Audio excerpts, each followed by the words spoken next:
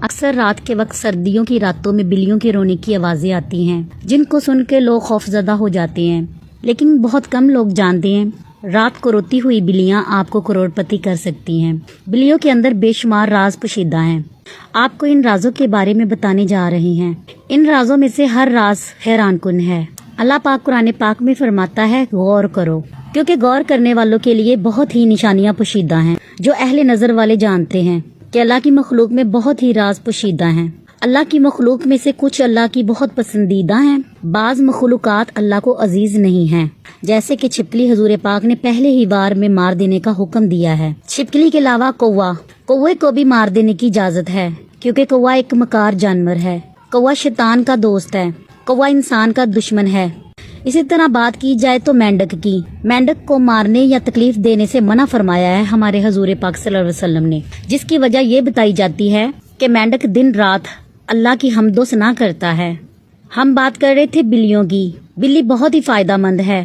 گھر میں بلی موجود ہونے سے ڈپریشن میں کمی ہوتی ہے اور انسان بہت ہی لمبی زندگی جیتا ہے۔ جہاں بلی کے فائدے ہیں وہاں یہ پراسرار جانور بھی ہے۔ بلی کی 5 پراسرار باتیں۔ بلی کی پہلی بات، دنیا میں اس کو 2 بار پیدا کیا گیا، جبکہ حضرت آدم سمیت دنیا کی تمام مخلوقات کو 1 بار بھیجا گیا ہے۔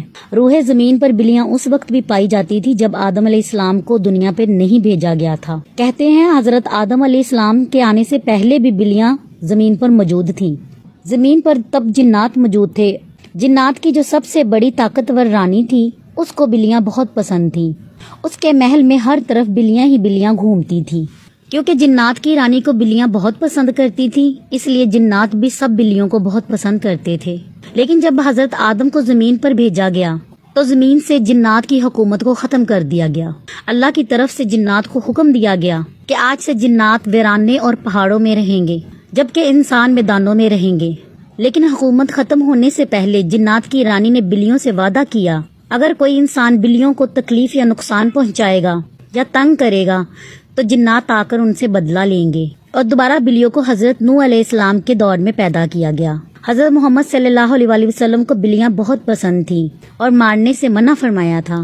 بلی کی پراسرار بات یہ بھی ہے، بلی کی دعا ہو یا بد دعا یہ کسی آسمان پہ نہیں رکتی، سیدھا عرش تک پہنچتی ہے۔ اس لیے بڑے کہتے ہیں بلی کی بد دعا نہیں لینی چاہیے۔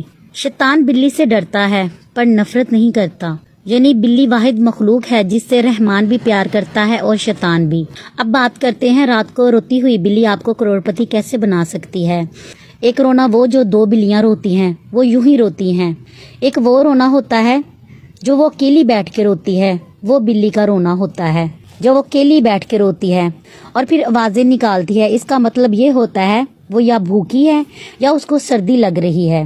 اگر آپ رونے والی بلی کو تکلیف میں دیکھیں تو آپ اس کی مدد کریں، آپ کو بہت ہی ثواب ہوگا۔ ایسا کرنا آپ کی تقدیر بدل سکتا ہے۔ اس بلی کی مدد کرنا، اس کو کھانا کھلانا۔ اگر وہ دکھی ہے تو آپ اس کے سر پر ہاتھ پھیریں، بلی آپ کی فیلنگ کو سمجھ سکتی ہے۔ ایسے ہزاروں واقعات ہیں کہ جس نے بلی کی مدد کی اور اس کی تقدیر بدل گئی۔